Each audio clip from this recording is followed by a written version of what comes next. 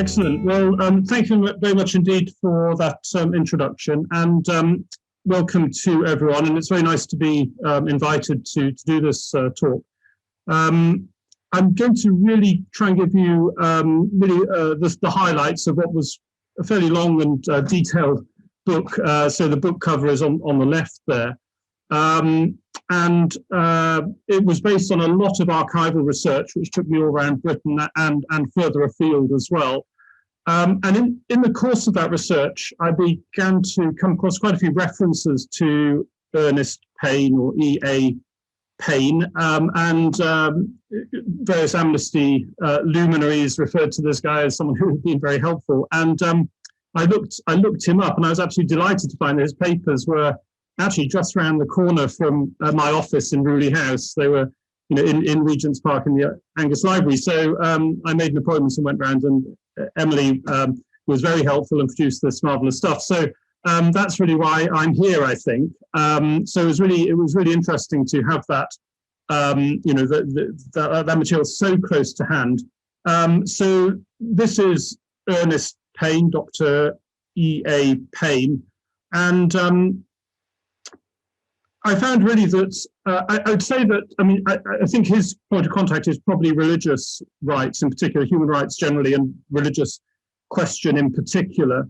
But clearly he was someone whose role was valued by leading members of Amnesty. And I did find one of the letters in the papers there from Eric Baker, the chairman of the British Secretary, and someone I'll come back to later on, writing on the 10th anniversary of the formation of Amnesty to say, he's planning to bring these people together who had played a part, and obviously saw Payne as one of them. So I don't think Payne had a front rank role in Amnesty. He was more someone who gave advice. He acted as a trustee for funds and that kind of thing. But in his papers, he certainly accumulated a lot of very interesting material as well about Amnesty, including some things I hadn't seen anywhere else. So it was terrific to have that connection. And on the strength of my visit, I think there was another collection I looked at of Russell. Is it David Russell, I think, who was another Baptist who had been involved with Amnesty at a slightly later date. So it was a really productive connection.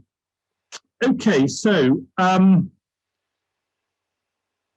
want to go back though really to my starting point. And what was I trying to establish with the book on Amnesty and human rights activism? And one of my points of departure really was a sense that it was very interesting that you have these three most significant campaigning organisations in post-war Britain, all of them emerging in a very short period of time in the late 50s and early 60s, and often involving the same people. I mean, the picture of the Aldermaston March in the middle there in the cassock and smoking the pipe is Canon John Collins, who was very involved in both the formation of CND and the anti-apartheid movement, and you've got similar sorts of connections between these three. So you've got the Campaign for Nuclear Disarmament, 1957, the anti-apartheid movement slightly later than that, and then Amnesty set up in 1961.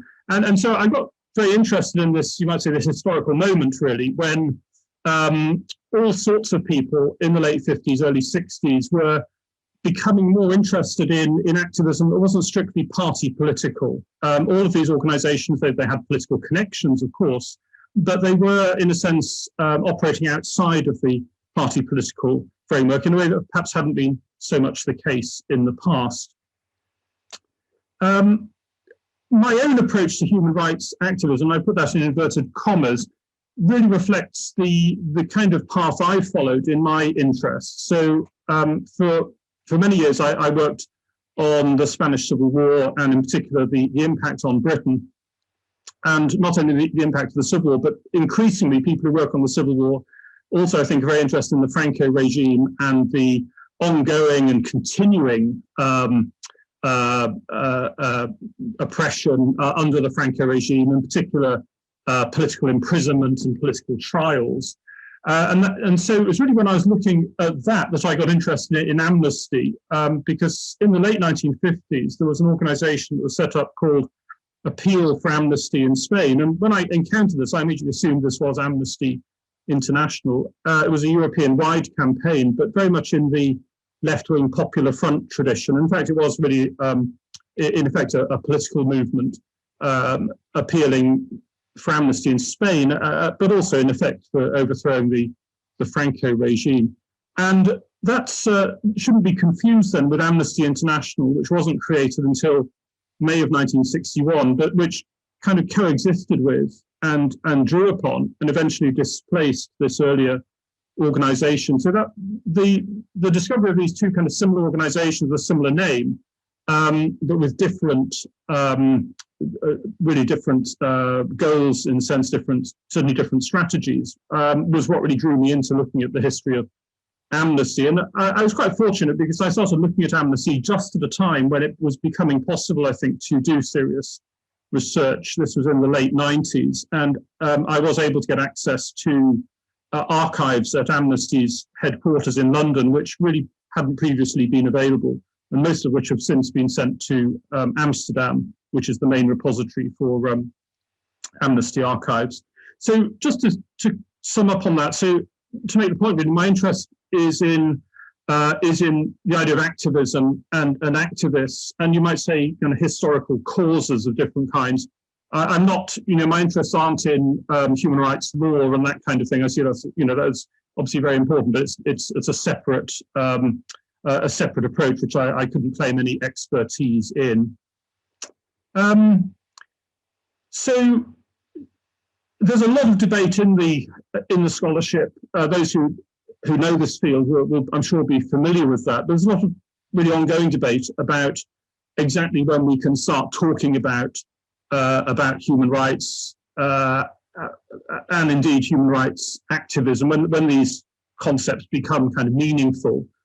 And there's also, I think, in any historical endeavor, there's always a warning against adopting a teleological approach, which is to say, you're kind of reconstructing history to reach an endpoint. You've already decided what it's going to be, and all historians are taught right from the very start that's a very bad approach to take, and quite rightly. But I think, though, there is a point. I feel what I'm interested in is what I would call trajectories, which is paths that often individuals will take, in the knowledge that there might well be other alternative paths as well, and paths that aren't taken, but which do often have a common starting point and are kind of informed by actions that are widely shared. So I think, for instance, personally, I think it's very important to start with the Universal Declaration of Human Rights of December 1948, and the picture here is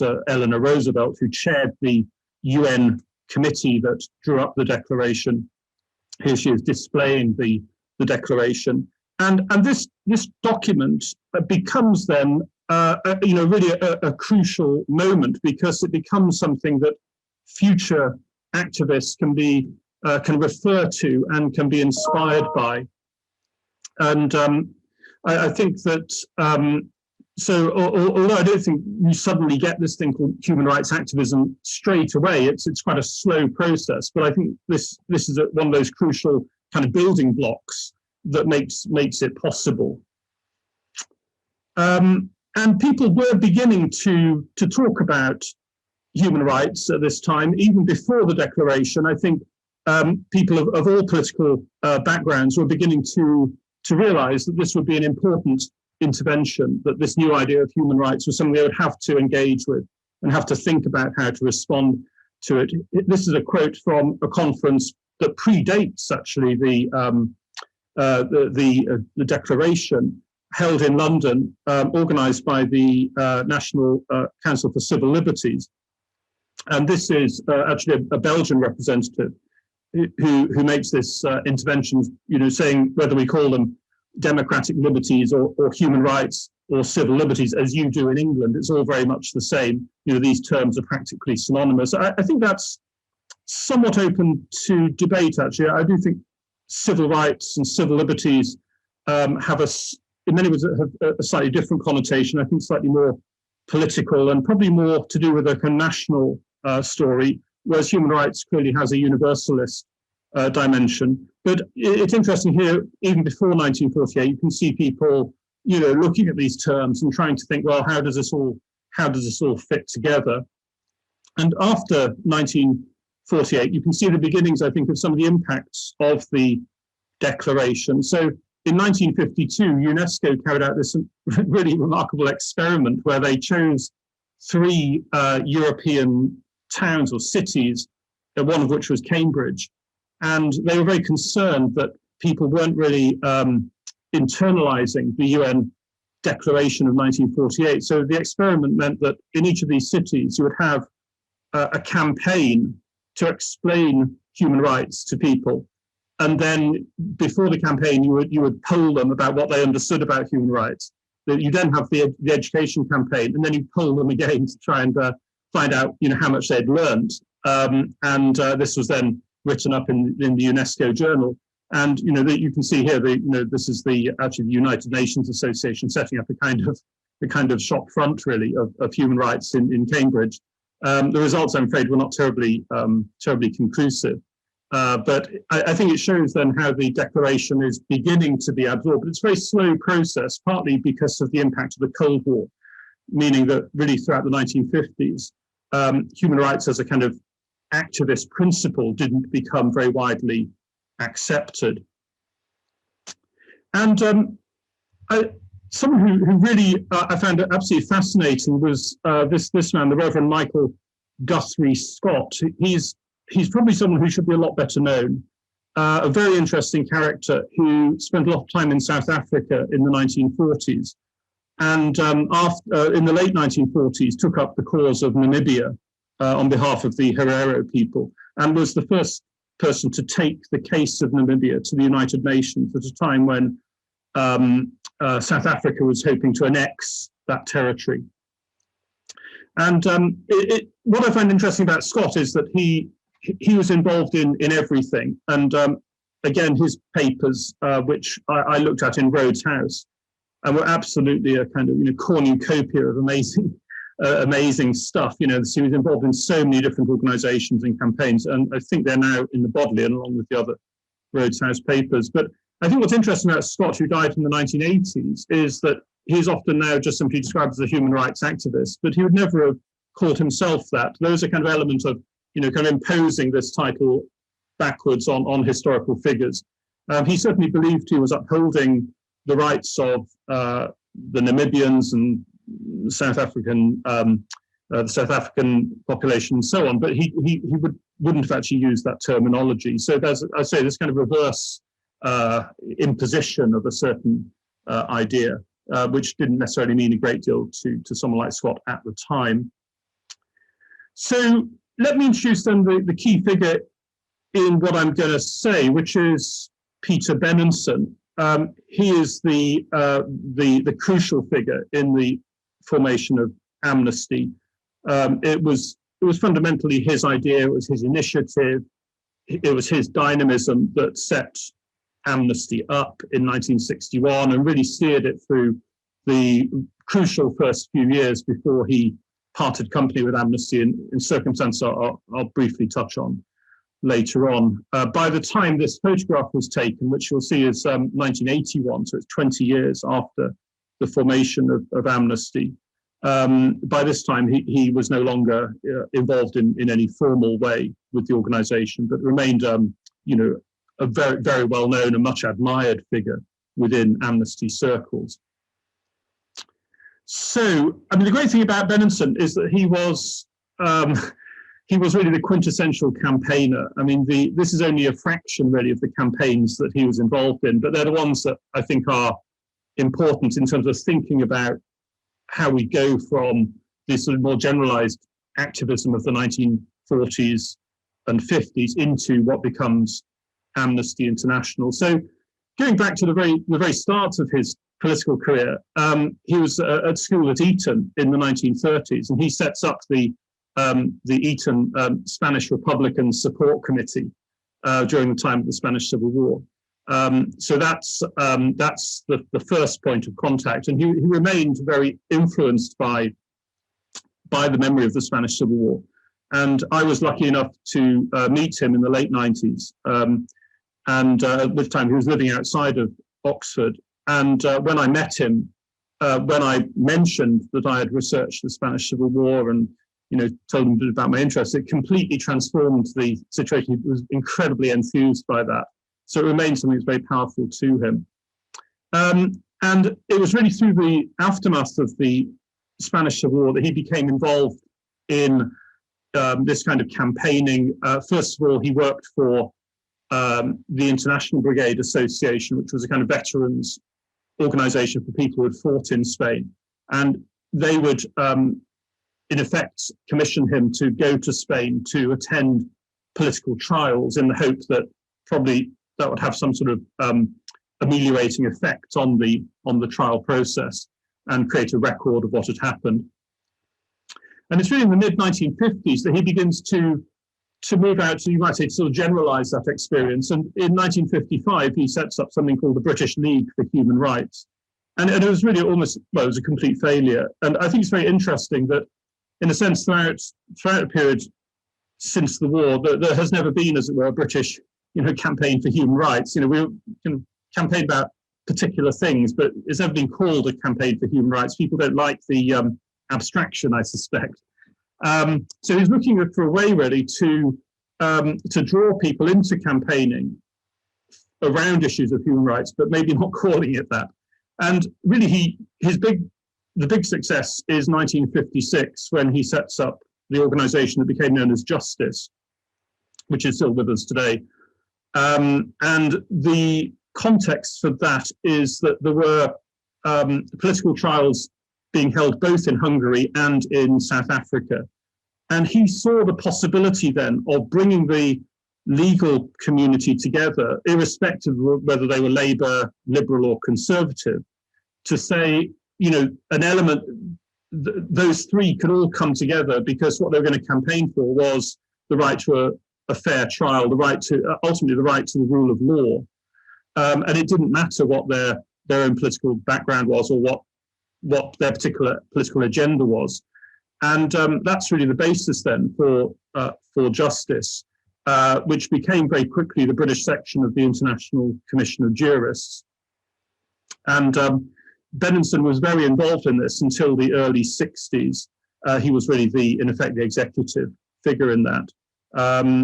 The other thing he gets very involved in at this time is in Cyprus, where there was a anti-colonial struggle taking place, and he became very supportive of the Greek Cypriots in particular, who were claiming that the British occupying forces had used torture and this kind of thing. He did spend quite a lot of time in Cyprus, 1956 to 8, taking up that cause and helping make legal depositions and that kind of thing. He also remained interested in the Spanish case, and he sets up this thing called the Spanish Democrats Defense Fund in 1958, which was an attempt to win support within the Labour movement for the imprisoned Spanish socialists. And you can see that the organization I mentioned at the start of my talk, the Appeal for an Amnesty in Spain, is set up at that time as well. So they're kind of really competing movements around Spain, the one being a more Labour movement one, and the other being more of a kind of communist one, the Appeal for an Amnesty. But all of this, I think, all these different strands really come together in 1961 with his Appeal for Amnesty, which was initially portrayed as a one-year campaign for political prisoners for their release, which then becomes, within about a year, Amnesty International. So just to focus in a bit more on that crucial period in the early 60s, I think the point I'd make here is that really Benenson was really a turning point in his life by this time. Throughout the 1950s, he had stood 4 times unsuccessfully as a Labour Party candidate. And by 1959, he had had enough, and he walked away really from that aspiration to a political career. He also suffered from ill health, and he stood down as a barrister for a period of time. And that gave him time to reflect in northern Italy, where he spent time. There's a sort of place where the family often went, and he had time really to think about what he wanted to achieve. He was also increasingly unhappy with Justice, which he came to feel was really an organisation only for lawyers. And at this time, he believed that lawyers were unduly conservative, and were really not capable of leading a kind of mass movement. And really his ambition was to find some sort of mass lay audience. He wasn't really, he knew lawyers were very important as because of their expertise and so on, but really what he wanted to do was to reach much more, you might say, the ordinary people and really get them involved in the campaign. He also converted to Catholicism around this time. He was from a Jewish family, but he converts to Catholicism, and a lot of his, if you look at his letters and so on from the early 1960s, they're informed by a very sort of, very passionate and very involved Catholicism, which you don't see particularly in his public statements, but it's very much there in his private statements. And finally, he has this kind of inspirational moment where it all kind of comes together. And the story that he told many times, including that time I had him for lunch at my department, was that he had been travelling on the London Underground in November of 1960 and had read a story in the newspaper about two Portuguese students who had been jailed for toasting freedom. And he was so outraged by this that he got out in Trafalgar Square, and he wondered what to do, and should he go to the Portuguese embassy and protest? And then he realized, he reflected in St. Martin's in the Fields, and after a while thought, well, actually, there's no point in just making a statement about these individual people. It's much better to, as it were, campaign for the release of political prisoners everywhere. And that's really the way to take this forward. And that is then, you might say, in the way he presented it, how it all happened. I mean, the only problem with this story was that when I came to write my first articles, I thought, well, I must find that newspaper story. And I realized eventually I had to give up and found I couldn't. And I think most people have now agree that that conclusion I drew, that there wasn't actually a single newspaper article. I think most people would accept that was the case. I think it's really more that, there may have been other stories that he was drawing upon, but I think what Peter Benenson was very good at doing was to bring different experiences together in a way that, maybe drew on a number of different experiences, but really kind of explained the change of mind he was having. And he clearly had some kind of inspirational moment, which did involve, I'm sure it did involve St. Martin's in the Fields and reflecting in the church there. But exactly what the trigger for it was remains, I think, unclear. But he was a remarkably good creator of, you might say, very, very powerful little, stories and things that really appeal to people. And for many years, I've met people who say, I joined Amnesty because of those poor Portuguese students. So, it shows the enduring power of this, the approach that he had. Now, his great collaborator was Eric Baker, who I did mention at the start of my talk. He was a Quaker peace activist, and in the 1950s was very involved in peace campaigning, but he also had a strong interest in Greece and Turkey and Cyprus, and it's in Cyprus that he met Benenson. And he was also passing through a kind of, period of reflection in the late 50s and early 60s, and was concerned that Quakerism had lost its way, and it needed some kind of new cause to energize it. And I think, therefore, Amnesty, which was, Benenson's idea, it becomes one that's very attractive to him as a way of, energizing the Quaker community, and also later on he becomes the leading advocate of, or one of them, of the anti-torture campaign, which also I think very much involved the Quakers as well. And it's Baker who is often accredited with coining the phrase prisoners of conscience. So when Amnesty was launched, it doesn't talk about releasing political prisoners, but prisoners of conscience, which means those who are imprisoned for their beliefs but have not been guilty of violent crimes. So it's very much more careful delineation, really, of what the campaign was about. So here we have the famous newspaper article that Peter Benenson published in the Observer Weekend Review in May of 1961, called The Forgotten Prisoners. And this article, as he writes, which does reflect back to the 1948 declaration, really says that, in a sense, the 48 Declaration seems to have failed. It's not energized people. It's not created the sort of debate that he would have hoped for. And he calls then for a great campaign to release these prisoners of conscience, and gives examples of them, who you see along the top there. And this was followed up later in the year by this Penguin special called Persecution 1961, in which Benenson and Baker wrote 9 chapters, each one about a prisoner of conscience from a different part of the world.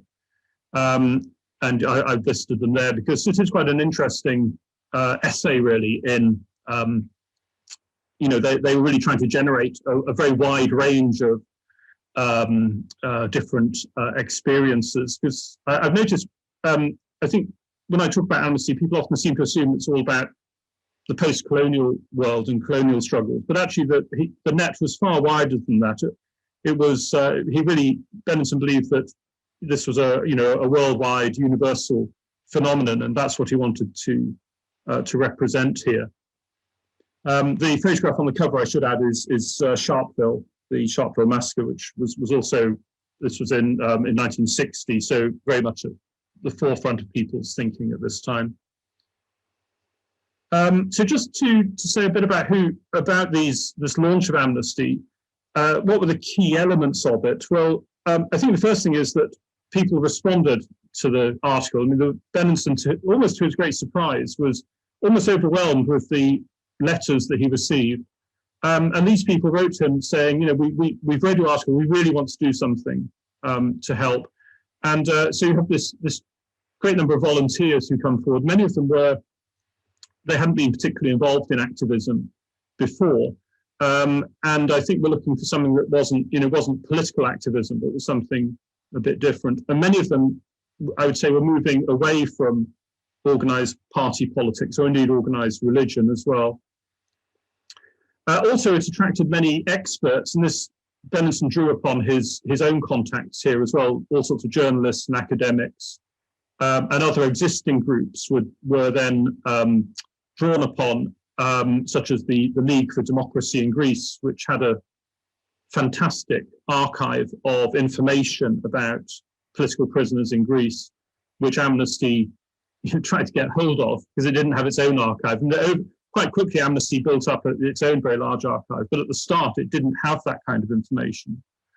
One of the questions for Benenson was what to do with these volunteers, because he didn't really have a plan. I mean, he didn't know they were going to come forward, and the answer was to set up these local groups called Groups of Three, which were local groups who would write letters calling for the release of prisoners from, and they were always trying to get a balance between prisoners in the East and in the West and in the developing world.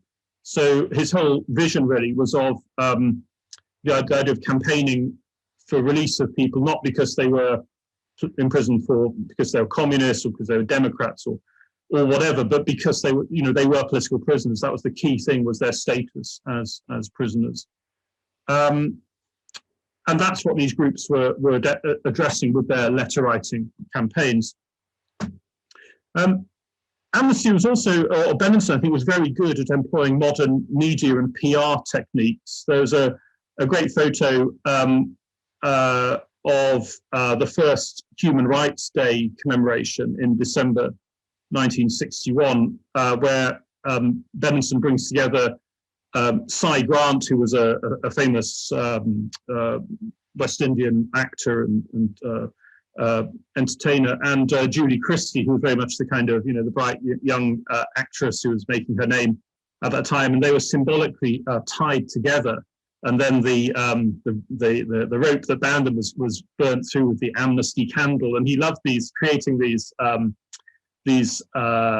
of tableau, really, and you can just look at all the newspaper headlines. It's all the newspapers carried it because it's such an attractive image, and he was very good, I think, at a bit like what I said about the Portuguese students. He's just very good at creating these little sort of images or tableau that really captured people's imagination. And the other important thing to say about the launch of Amnesty is that, Benenson didn't just imagine this would be a British movement. I mean, that's difficult enough, but to imagine, as he did, that he could create an international movement at the same time, it is almost kind of off the scale. No one thought this was possible, but it worked because people around the world read the newspaper article, which was syndicated in lots of other newspapers like France and Germany and so on.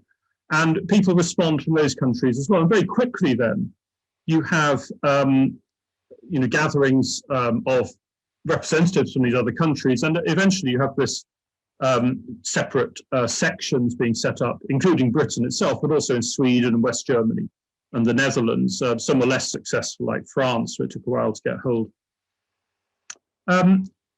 Just to make the point really about the advantages of location, at this time, so where you see the star, the blue star, that was Peter Benenson's base at 1 Mitre Courts, where his legal office was, his chambers. And you can see how that location is very central at a time when journalists were still in Fleet Street. I don't know where you'd go nowadays, but the journalists, there were, obviously you have the Royal Courts of Justice and the legal chambers. And also you've got the academics at the LSE and King's London and so on. It was really sort of bringing together then of all of these people who were in the same area. And in the Amnesty archive, you do find things like, quite literally the first Amnesty meeting held in a pub, with the agenda on the back of a napkin, which was really the kind of level of informality with which it all started.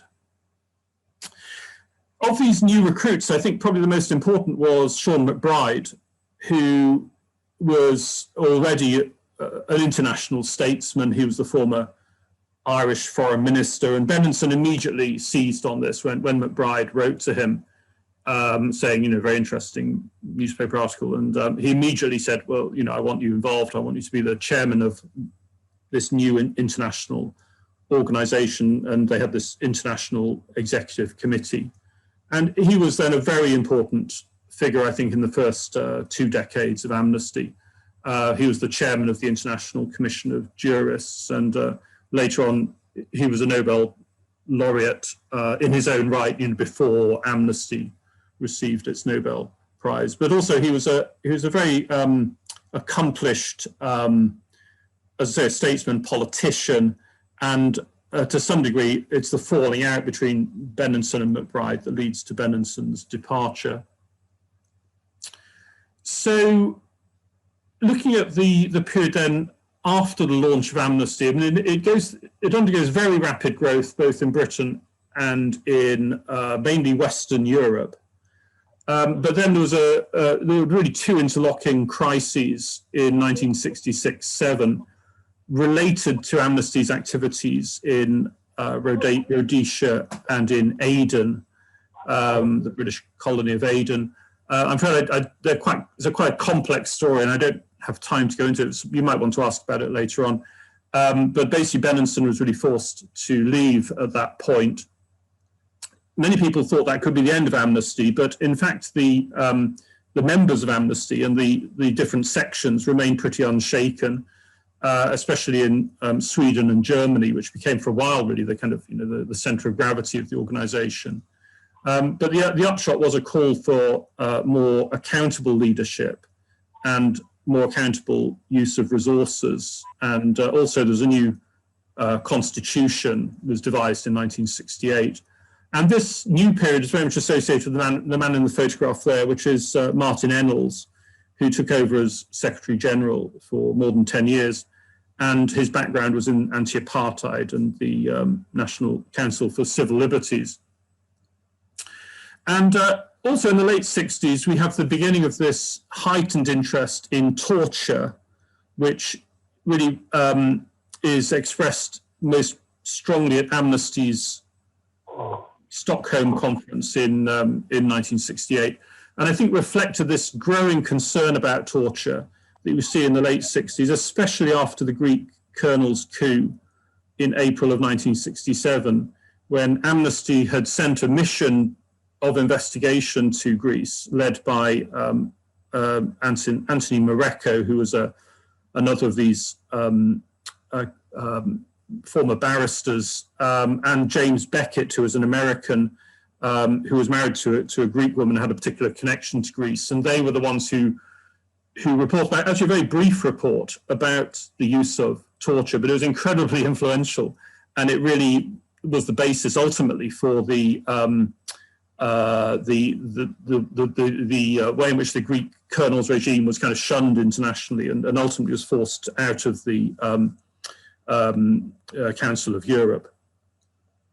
So that's really the beginning of that interest. Another thing that I write about quite a lot in the book is the UN's Year for Human Rights in 1968, because that's often been dismissed by historians as an unproductive episode, and also marking a kind of rejection of Western conceptions of human rights. So the Showcase conference was held in Tehran, which was obviously at that time under the regime of the Shah, and was not seen as particularly democratic itself. So historians writing about this year in general are rather dismissive of it. But I found really that in Britain, there was a lot going on. And it was very interesting that lots of local organizations saw the possibilities for the first time that human rights was a kind of slogan or a banner under which they could advance. And many of them kind of rebrand themselves as human rights organizations in order to benefit from this. And we also see responsibility really passing to local committees created by municipal and regional authorities. And it was kind of patchy. I mean, some towns did nothing, others did a real lot. And the only existing archive which I found was in Nottingham, and that's incredibly interesting, to see the range of activities that took place there, based wholly on voluntary endeavors. And one of the organizers of this Human Rights Year said, we've got to get the Universal Declaration in the public eye. And he said, I want to see copies of the Universal Declaration being unveiled, as he put it, like a war memorial across Britain. Here we have a photograph then of the mayor of Poole unveiling precisely this kind of plaque in Poole City Hall. I think also Amnesty remained very much driven by activists. To some extent, the organization itself has its own series of priorities, but then you've also got to take on board the way that things are being driven forward by activists with a particular interest who want to maybe change the focus of attention, to raise the attention given to other issues. And I think one of these would be in the 1970s, the campaign against the Soviet abuse of psychiatry, which was very influential in Britain and other Western countries. And although Amnesty had taken it seriously beforehand, this sort of raised it up the agenda. Another good example would be campaigns against mass tourism in dictatorships. So in the late 60s, there were certain local amnesty groups that erected giant hoardings outside of airports in Britain, directed at people going on holiday in Spain or Greece or something like that, saying, enjoy your holiday, but think about all those political prisoners. And this wasn't something that was driven by Amnesty itself. It was driven by the local activists under the umbrella of Amnesty. And Amnesty itself found this rather inconvenient because at a top level, it was trying to negotiate with the Franco regime to release conscientious objectors who refused to serve in conscription in the Spanish army. And then suddenly you've got this kind of campaign on the ground, trying to harm the tourist trade. So there's almost a sense of things cutting against each other.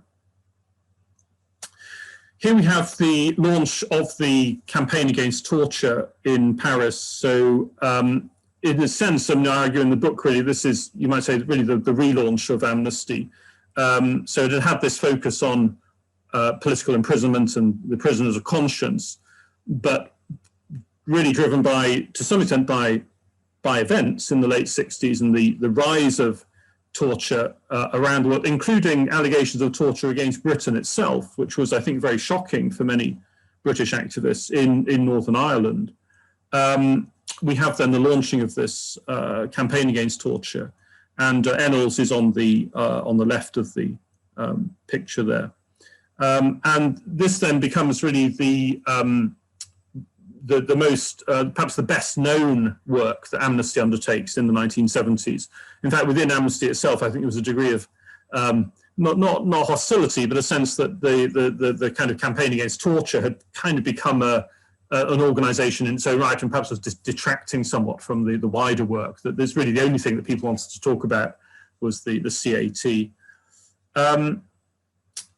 So I'm approaching the end here. So, I mean, really the point I'm making in the book is, and the reason it's not, the book isn't just about Amnesty, is to try and locate it in this wider range of other organisations, many of which I think were, in a sense, trying to emulate the success of Amnesty. I mean, they understood that something incredible had happened with Amnesty. It had, taken off worldwide. It had galvanized all this political and grassroots support, and other groups wanted to try to copy that. And some good examples would be the minority rights group founded by David Astor and Michael Scott, or the Index on Censorship, which campaigned against censorship, and as you see there, managed to get Samuel Beckett to take part in their publicity campaign.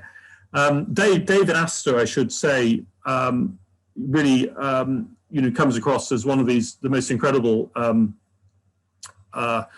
figures in this sort of story, as someone who was endlessly willing to help organizations get started. He was the person who often put up some of the money, or gave them the support to get started. And I think his role in post-war Britain is probably not as well known as it should be. But what I found with these sorts of organizations, where I was able to track down their records, was that you'll often get some sort of comment on the lines of, we want to be, the Amnesty for this other cause. But by and large, I don't think they could replicate it. I think the Amnesty was very difficult to replicate in full. So, for instance, these sorts of organizations didn't have the sort of mass membership of Amnesty, and often didn't have the international remit that Amnesty had. So the story really my story comes to an end with Amnesty leaders collecting the Nobel Peace Prize in 1977. I mean, this is I think really a remarkable moment, because it's really the first time that a kind of campaigning non-governmental organization of this kind had been given this prize. I mean, typically the Nobel Peace Prize had gone to, senior statesmen, or possibly international organizations that were part of the international community. But, something like Amnesty, which had come really from outside of that world, and just based on an idea, an inspiration, hadn't really been recognized in this way before. And I think that does then really pave the way for many other organizations, I think, being emboldened and inspired by that. So that's why I felt that was probably the point to end. I didn't want to take the story down into the 80s, where I think it's a very different world. The world of Reagan and Thatcher is a different story, and I decided to end it there. Just to sum up then, I think Amnesty really marks a really interesting confluence of political and religious ideas and experiences, which I'm afraid I haven't really had time to do anything more than touch upon here. And I think Benenson is so important, because he was the kind of genius who was able to kind of bring all these things together, and to then bring them together and then turn them into this kind of very powerful combination. I remember early on when the first article I wrote on Amnesty, and I said something on those lines, that it was a very simple but kind of devastating conclusion that he drew, that you had to campaign for people because they were prisoners, not because they were not because of who they were.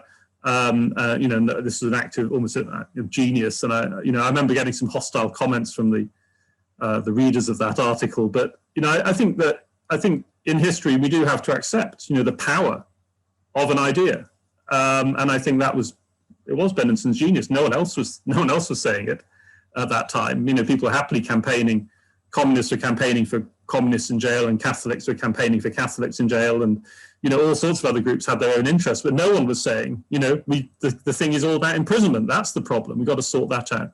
So for me, that was down to Benenson.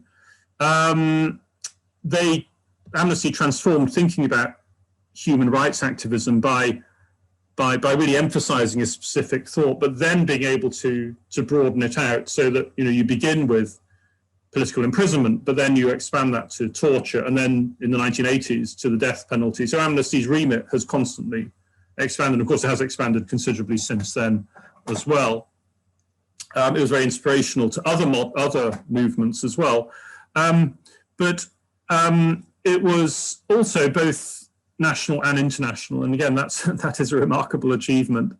And I do think that's an area where probably a lot more work needs to be done. People are beginning to research now on, there's a very good article on the Dutch amnesty. There's some good work to be done on the German amnesty, I think on the Swedish amnesty as well. So it's kind of beginning to come together, but no one has really pulled that all together as really as a global movement.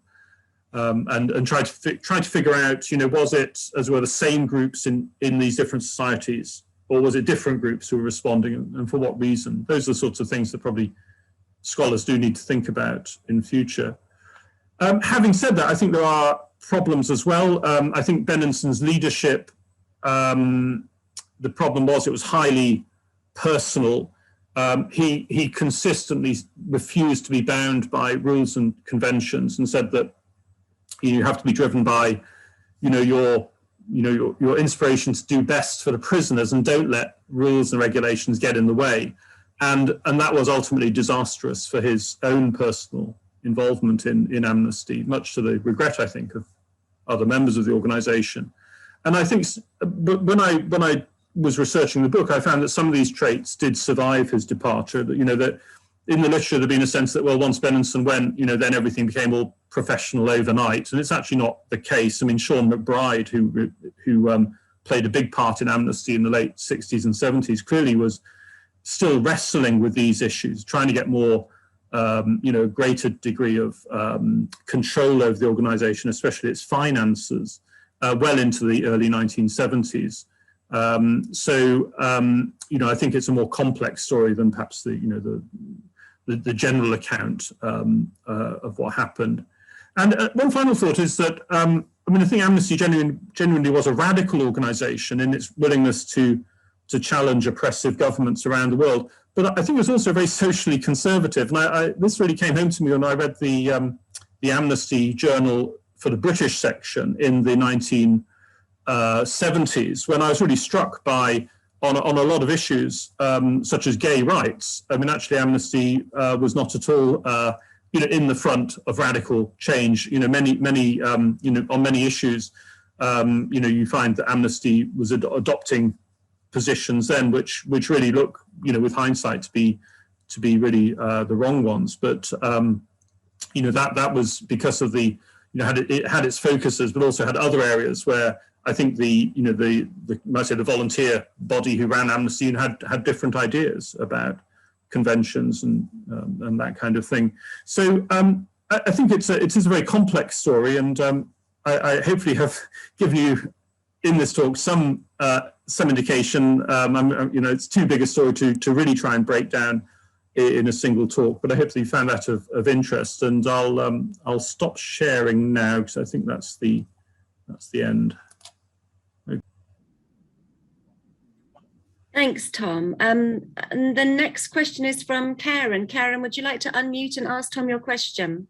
Yes, you maybe it's not, you've answered it perhaps, but following on from Chris's question, I wondered about the impact of Vatican II, because the church was really opening itself up at that point. I think you said 1959 he converted. Well, of course, this was right at that time.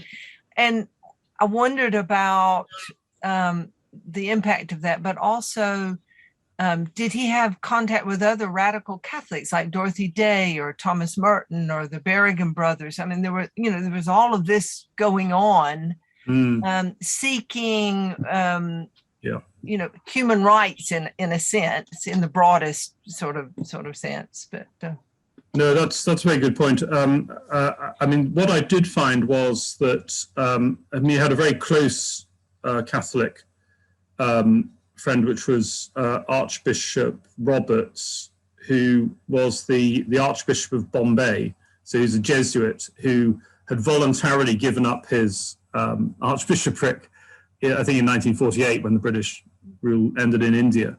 And so he was in Britain, but with this title, the Archbishop of Bombay, but very involved he was leading peace campaign, but I think he was also at Vatican II as well. And certainly Benenson followed that very closely and was very interested in it. He was very involved in the International Catholic Lawyers Association and that kind of thing. Beyond that, I don't know. I mean, he was certainly, early on, he makes a big effort to reach out to the Catholic hierarchy in Britain, try to get them involved. He was on very good terms with Derek Warlock, who was the chaplain to the Archbishop of Westminster. And one thing I found, which was I thought very interesting, was a correspondence he has with Warlock, where Warlock kind of pretty well says, why not, as a slogan, you have a candle in barbed wire sort of thing. So it's not quite perfect fit, but I think you could say that Warlock really did contribute to his thinking on with the symbolism as much as anything. But so he's certainly pursuing those interests. I think he maybe found the Catholic hierarchy in Britain less supportive, perhaps than he would have wished. But he's very, he does achieve certain successes with them. Beyond that, I'm afraid I don't know about the sort of wider. I've not come across contacts between Benenson and some of the, the wider fringes of, radical Catholic thinking at the time. So I can't really comment on that, I'm afraid. But it's a very good point. Thanks, Tom. And next question's from Louise London. So Louise, if you'd like to unmute.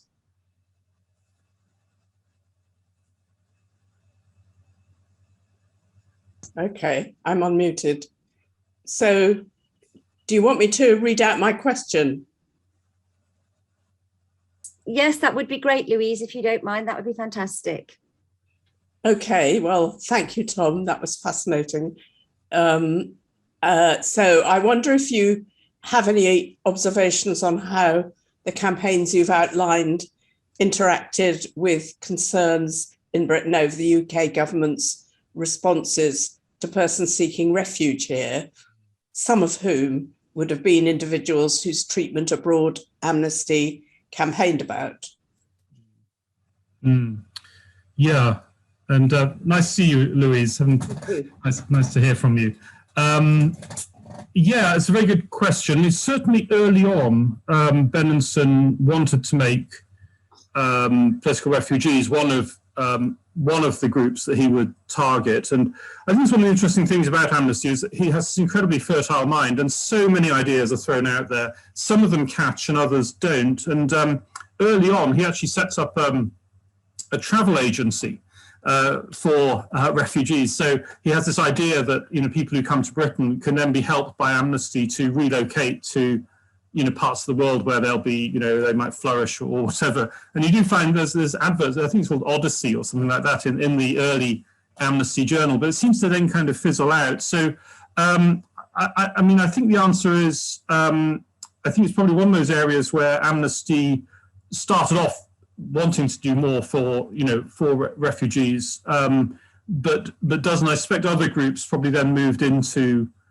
that gap, and it does. It does remain. Very, people came to Britain and presented, as refugees and victims of political persecution. Amnesty would help them, but I'm not sure how far it was a major part of its work. Certainly I've come across cases of, for instance, refugees from Rhodesia and that kind of thing in the late 60s, who Amnesty was helping to settle in Britain and that kind of thing. But I say, I wonder if it's one of those strands that perhaps they didn't have the resources to pursue as far as they should have done. So were maybe other organisations picking that up? Well, yeah, in the sense that Amnesty Amnesty was in many ways the leader by the 1960s. I mean, the other organizations had their own particular angles, and by the 60s, I'm just trying to remember, I mean, a good example I think would be Chile, 1973, because Amnesty does join a kind of consortium of groups there to help political refugees. And again, I think Amnesty is kind of saying, we don't really have the resource to do this ourselves. We need to, we've got to bring together all sorts of groups to do that. And I have, come across, documentation of the meetings that they have and, trying to get the British government involved and that kind of thing. But I think there's probably a sense that was potentially such a big task, that it might well have derailed Amnesty from what it might have seen as its prime task at that time. And so I think the main strategy there would be to get other groups involved. So you do have then, I mean, for instance, there was the Chile Campaign for Human Rights, but also the Chile Solidarity Committee and those sorts of things. And the Campaign for Human Rights, I think, did take up the question of Chilean refugees. So I think that's my sense of what was going on. Thank you. Okay, thanks.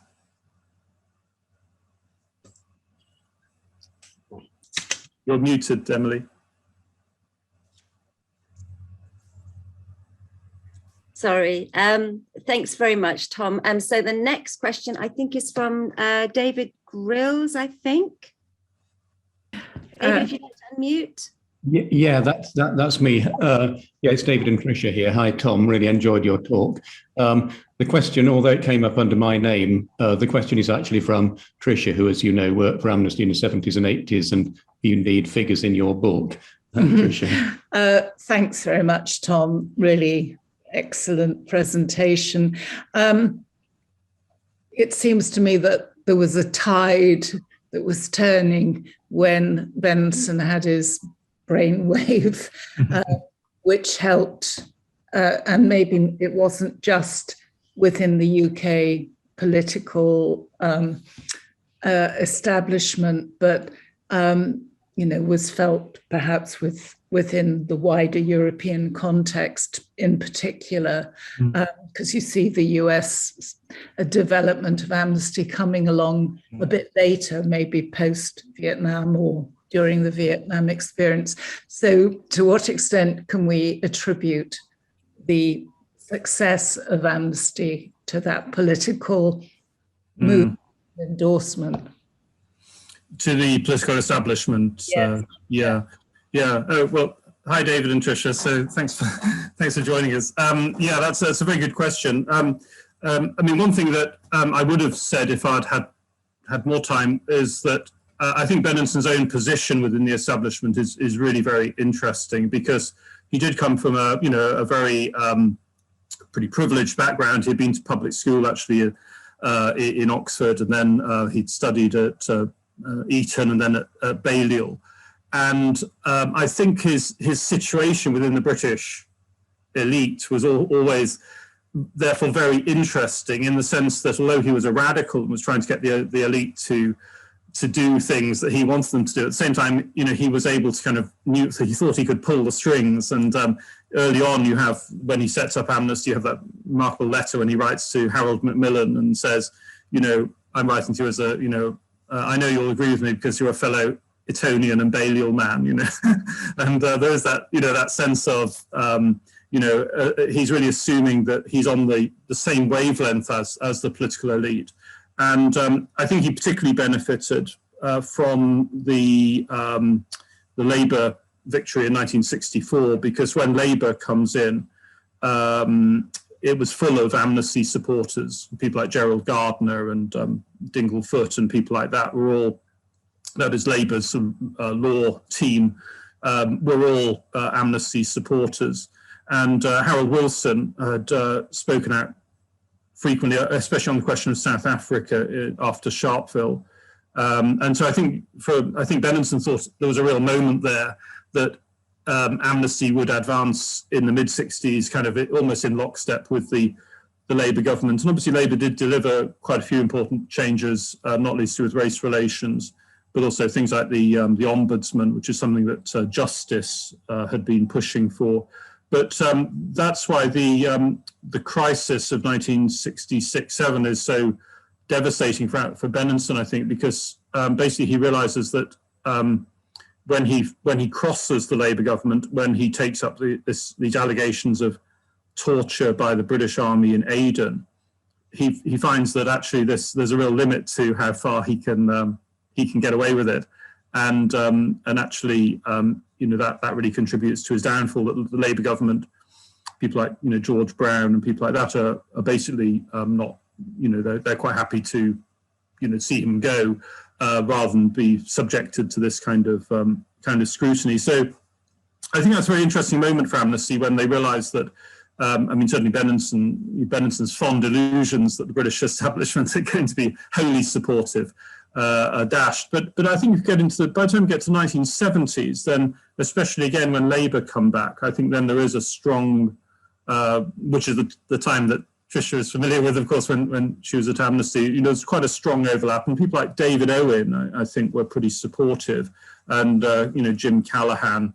The decision to take refugees from Chile and that kind of thing would fit in with that. So I think it was never kind of glad, confident morning again after the crisis. The sense then that you can never quite tell if you're on the same wavelength as the British government or not. But certainly there's a possibility of close cooperation in the future. Mm-hmm.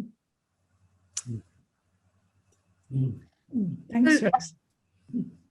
Can I ask, Tom, what happened to Benenson? What happened to him after there was this split and he went? Yeah, well, he spent the rest of his life really as a kind of, you might say a kind of, social entrepreneur, or whatever phrase you want to use. He kept on setting up organizations.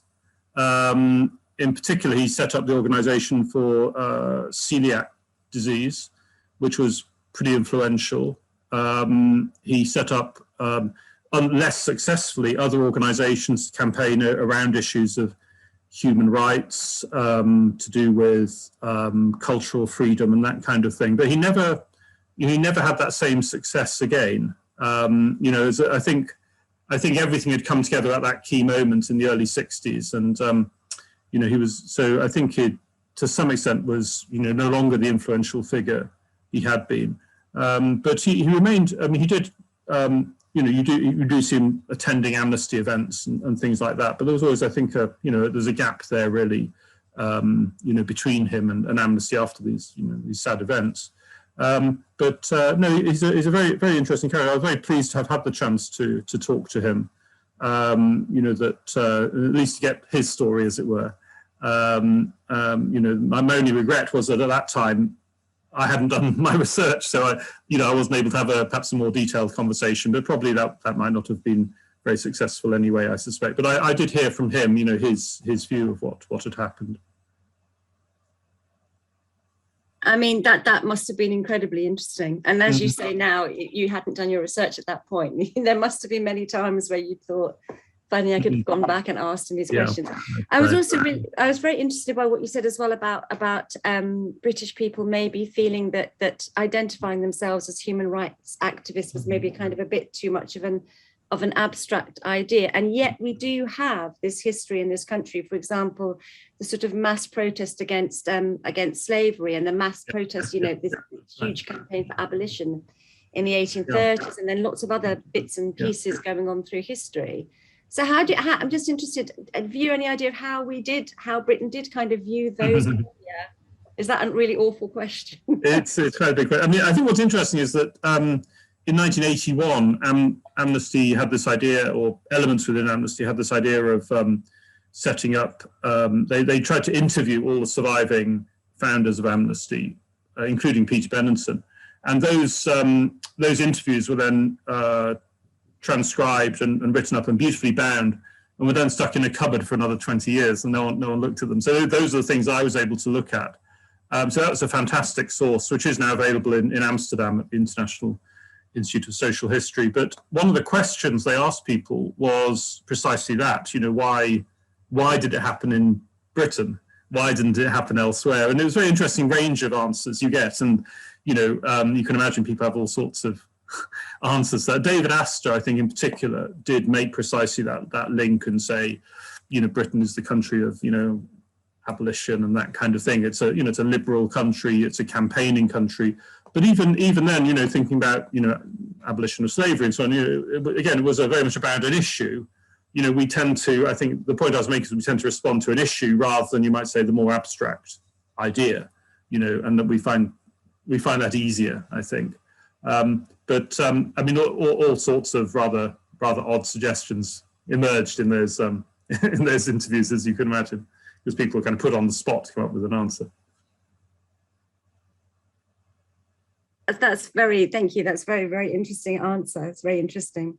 Also, I just wanted to know if you could let us know how Ernest Payne actually knew Eric Baker. Yeah, I'd like to know the answer to that myself, because it's not clear. I'm afraid, his papers are very interesting, but they're not particularly revealing in the sense that, there's not, say, an initial letter where he writes to Eric Baker and, it's more, he collects the documents that, his working documents from Amnesty, but there's not a great deal of that kind of insight that historians look for about, okay, how did he get involved and, what was the nature of the relationship? So it's in that sense, it's a bit frustrating. So, if anyone can shed any light on that, how Payne got involved, then I'd be interested to know. But I suspect it was really at the time when Amnesty was set up, and in that crucial few opening months,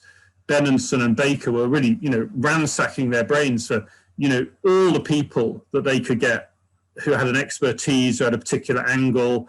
And I imagine in that period, someone like Payne his name would have been suggested as someone who, was interested in human rights, involved with the World Council of Churches, had an interest in, religious oppression in Russia or something like that. And that's probably where the connection was made. But, some of these things are lost in history. Baker himself died, sadly, in 76, didn't live to give his taped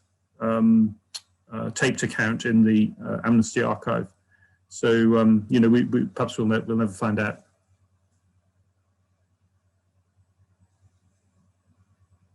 Oh, if I can unmute. Thank you very much again, Tom. We're coming towards the end of the evening at 9 o'clock. So if you'd like to just show your virtual appreciation of Tom once more for this really, really interesting talk this evening. Thank you so much, Tom. It's just been very, very interesting. Thanks everyone for coming.